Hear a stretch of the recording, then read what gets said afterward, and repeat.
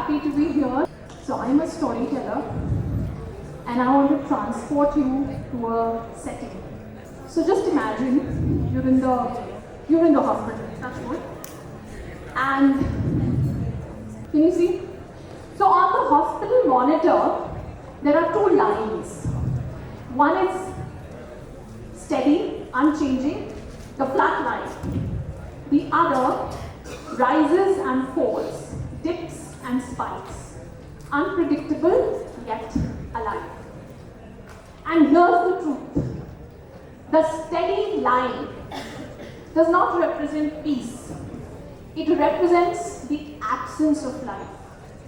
Whereas the chaotic heartbeat with all its mess and unpredictability represents life is happening here. And yet, outside that hospital, we are always busy chasing the flat line of ordinary instead of the heartbeat of possibility. Right? Because we all want a stable life, a steady path.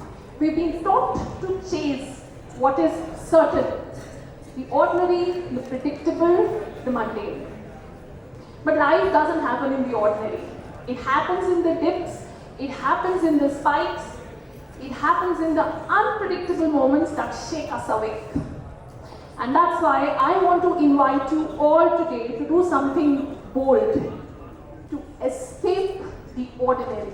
You know, at some point in our life, we all can hear a voice, a whisper, not from outside, but from within. And you would have heard that too. Maybe when you were working alone late at night in a quiet room, or sometimes in the middle of a busy Monday morning meeting, chasing targets, when your heart said no, but your mind said yes. I too heard that voice. Mine was blunt. And it said, this is not your story. Step out and go paint the canvas with the colors of your choice. But you know, most of us tend to silence that voice, bury it under calendar invites, emails, routines, presentations. A few, very few of us dare to listen. And in that moment, everything shifts. I know that because for years, I ignored that voice, I argued with it, I even feared it until I followed it. And what I discovered was not a framework. It wasn't even a theory that shifted me. It was not from a book. It was simple 3 revelations, you know, just like 3 jolts, which threw me off the flat line of ordinary into the raw, unpredictable heartbeat of possibility. And those 3 revelations were OUT. Own your story, unleash courage, and transform others. At some point, as you will know in the story, I had to own my story, the real script. I could not long continue to walk on path others had paved for me. I had to unleash courage, which I did not know even existed within me. You know, it was like opening a locked door and stepping into an unknown light. And as these 2 things happened, I began to transform others because I didn't realize my flight wasn't mine alone. It gave wings to a lot of people and the sky was waiting for all of us. OUT. But let me ask you, what do you mean by ordinary? What is ordinary? Ordinary is not just a routine. It's a script handed down to us, line by line, scene by scene, by parents, teachers, peers, neighbors, society. And we continue to walk on it without ever questioning it. Unfortunately, in India, the script is comically predictable. So, in India, the script is comically predictable, yes. Good grades in class 12th. Engineering or medicine. Government job if you're lucky. And marry before 30. And you know what are the obvious voices that echo? That cousin of yours who tells you, do the MBA, that's the 6th bit. that nosy neighborhood auntie who will keep asking, when are you getting married? That co-worker in the office who will warn you, don't take risks, just settle. You know, those voices. And it's because of these voices we tend to forget what is the real purpose of our life is. I have lived a life completely flawless on paper for years. I started as an academician, moved to a corporate job, did my MBA from XLRI. But you know what was the real truth that no one saw? I wasn't doing. I was just performing.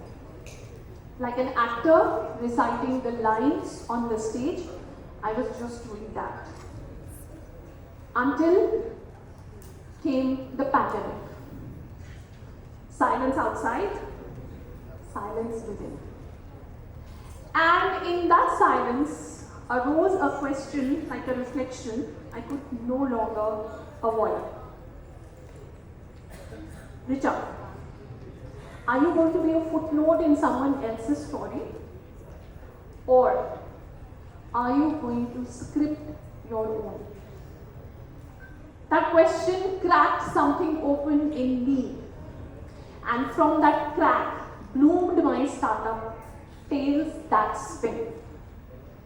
Not as an Excel sheet, not even as a business plan, simply as a calling to help others own their stories.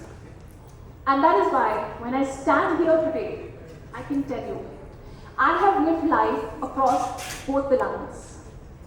I was the teacher ticking boxes, I was the corporate employee, climbing ladders leading to nowhere. I was an MBA grad, chasing grades but not meaning. And then I became the woman who dared to burn the script. I had the courage to exchange stability for inner voice. I also became the person who embraced the vibrant heartbeat in exchange of a steady, lifeless, flat life. So that is why this talk isn't theory.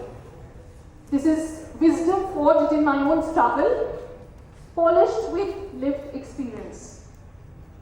And that is why I can tell you that why escaping the ordinary is very, very important. And how it starts with the first step, that is owning your story. Just like Prathamesh Sinha. A young boy, he lost his eyesight at 14 months of age. The society handed him a script of invisibility and dependency. But just that, he refused. By the age of 10, he was standing confidently on the stage of Shark Tank India as the brand ambassador for Thinkerville Labs. By 11, he was a TEDx speaker. And that is ownership. The audience could not take their eyes off him, though he could not see them. That is owning your story. Saying, this is who I am and this is what I want to be. When I was building my startup, Tales That Spin, a question I was always asked, why do you want to risk everything now? Because I realized that if you don't own your story, somebody else will. Parents will, society will, LinkedIn will. And you know, one day you will wake up realizing this is not the life that you truly want. But the next question that arises, you have the courage to endure it. Own your story, yes, but do you have the courage to endure it? Yes, because we don't realize we have the inner courage which gets unleashed at just the right time. Like it happened in case of Yuvraj Singh. You know, he faced cancer at the peak of his cricketing career. Again, ordinary script said, retire quietly, fade away. But the courage said, fight back. So he fought back, he came back and built You We Can, turning his private battle into public hope. So his greatest innings weren't written off a bat. They were written by his refusal to let the illness write the final chapter of his life. My test for courage also came just the night before my first ever corporate training assignment. I had an unwelcome guest. Fear came knocking my door and said, "How would you stand in front of all these professionals? What if you fail?" I remember being awake till 3 a.m. at night, staring at the ceiling of my wall, the clock pounding less lightly and my heart pounding faster. By morning, I had given up. But I anyways decided to go there. Nervous, yes, but present. Again, the ordinary life script came and told me, stay small. But courage came and told me, stand tall. And one thing which I realized about courage that day was, courage does not mean the absence of fear. Courage comes and holds the hand of fear and tells her, hey listen, you can be in the room, but you will not run the show. And you know what happens when you own your story and unleash the courage? Magic. Not only you transform, you begin to inspire others.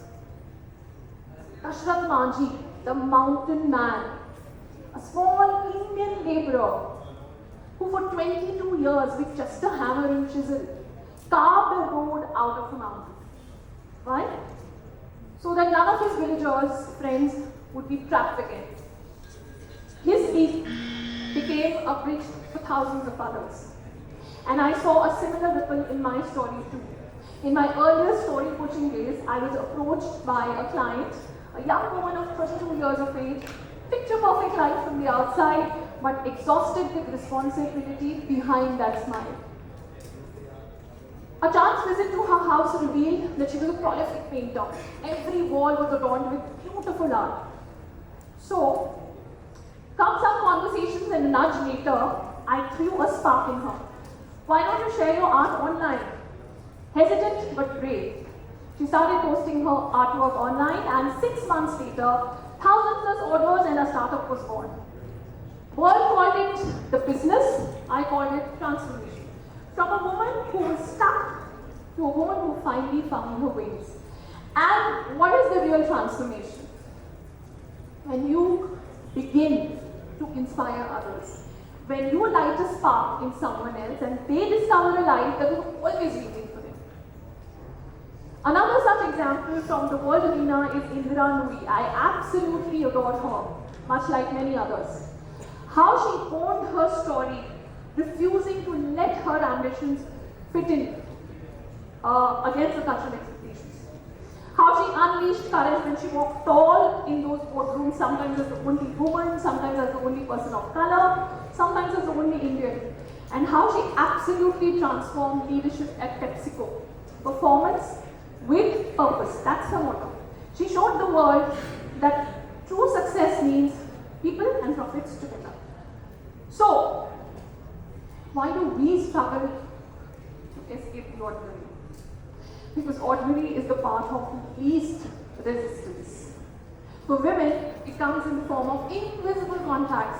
Don't be loud. Don't be too ambitious. Don't be diffident. Don't be difficult. Stay small. Adjust. Compromise.